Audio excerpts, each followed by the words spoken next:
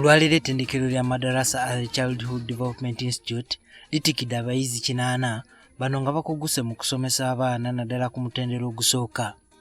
Akulira ettendekero lino Drisa Matovu ayagala gavumenti eyongere okufumiitiriza ku kirowoozo ky'okwagala abasomesa ba Pulayimale okubeera ne ddiguli.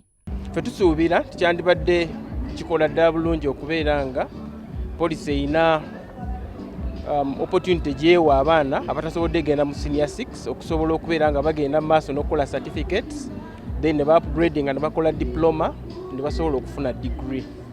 Ssentebe w'olukiiko olufuzi olwa Madrasa Early Childhood Program mu Uganda agamba nti ntekateeka eno nnungi okutumbula abaana nga bakyali bato.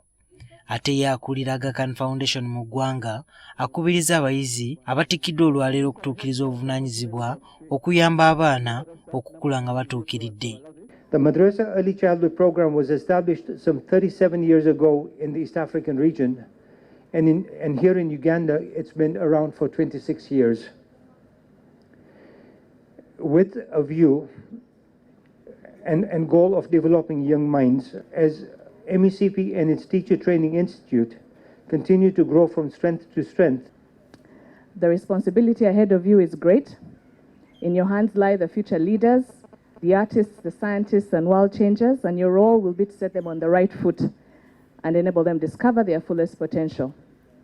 Akiikirira Aga mu Uganda Amin Mawaj agamba nti enteekateeka y'okubangula abasomesa abayambako abaana okuzimbibwa nga bakyali bato mu Uganda tekola wano wokka wabula ensi yonna etandise okugijjumbira. Across the world as a unique program.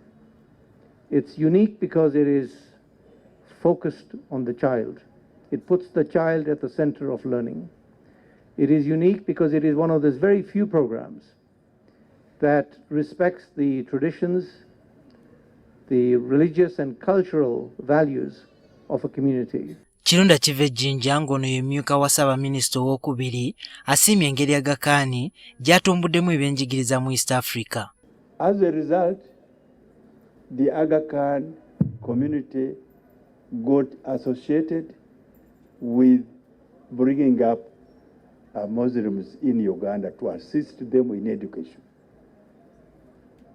As a result of that effort, 3 schools were established. One in Kibuli, another one in Kabasanda, and the third one in the eastern region of Atibukoyo. Jumakiriya, NTV Akawungeezi.